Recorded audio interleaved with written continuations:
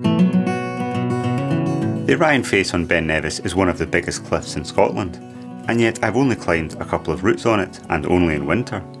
The reason, of course, is that there aren't any hard climbs on this face, but climbing free solo makes the prospect of these climbs much more exciting, and this is what I've been saving them for. Well, it's a nice evening on Ben Nevis. It's just the middle of the evening just now, maybe about 6-7 PM, just cycled from my house. I might try and do a climb up there on North East Birches or the Ryan Face. Might try and go for a left-hand route. Looks like a really good VS if I can get across the snow to it. Better crack on though, that sun's dropping a little bit. Always forget how nice Ben Nevis rock is. That's looking really appealing in the sun as I'm getting closer to it.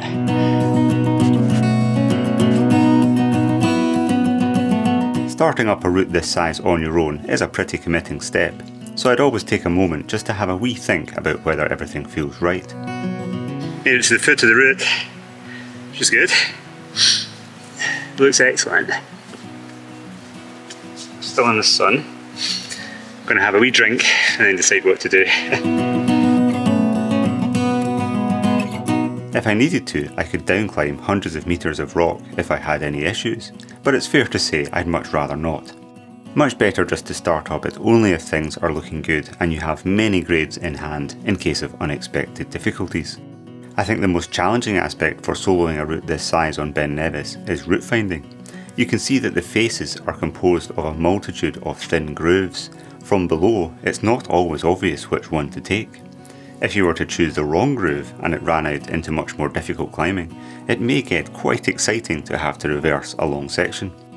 So it's important to make sure you get suitably focused so that you make good route finding decisions, as well as memorise the moves as you go, in case you needed to downclimb some or all of the climb. Just here, I couldn't immediately decide whether to take the left or right groove. The left groove looked easier at first, but I observed that it soon steepened markedly after 30 feet. The groove on the right was harder to enter, but was the correct choice.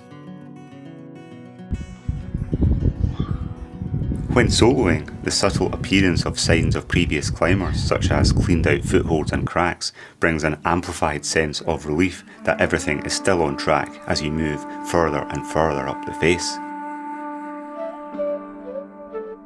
I'm rejoining the action a pitch higher up since I accidentally bumped a button on my drone controller and I was a bit too busy to notice.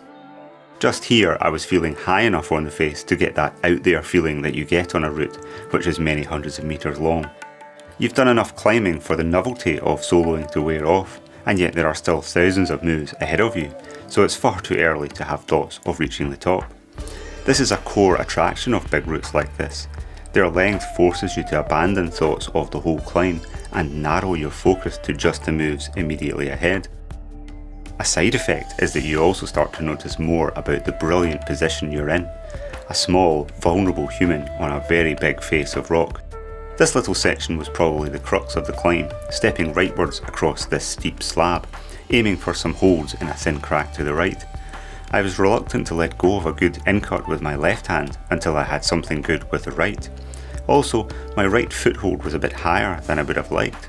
I'd have to pull a bit on the right hand to stand up. The best method was not immediately obvious. There is only one way forward here, which is to take your time, figure it out, and then when you have identified the best position, even if it's not ideal, just get on with it.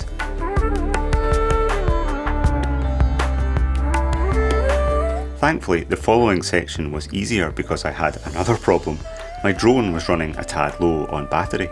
I was aiming for what I hoped would be a decent ledge on the arête above, and I had to get there quite quickly.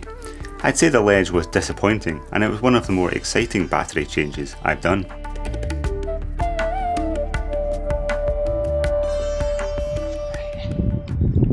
Let's go!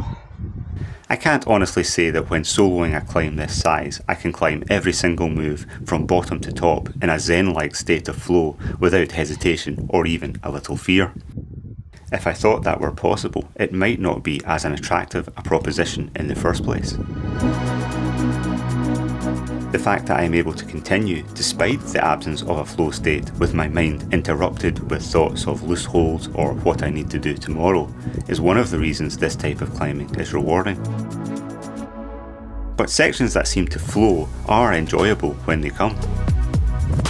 In this section, I had very little sense of anything at all except the nice milky sunshine on the hills and anticipation of the next interesting move to come. I didn't really want it to end.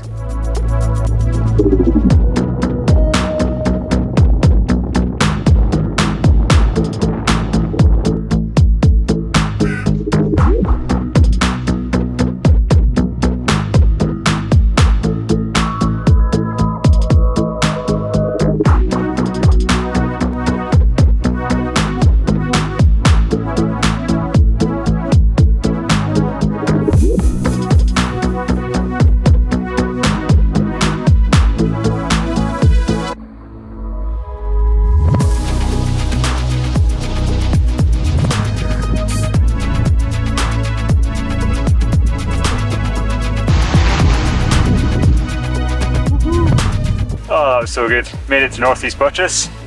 Just enjoying the view. Really nice light on both sides here. I'll watch my footing. South of the one down there.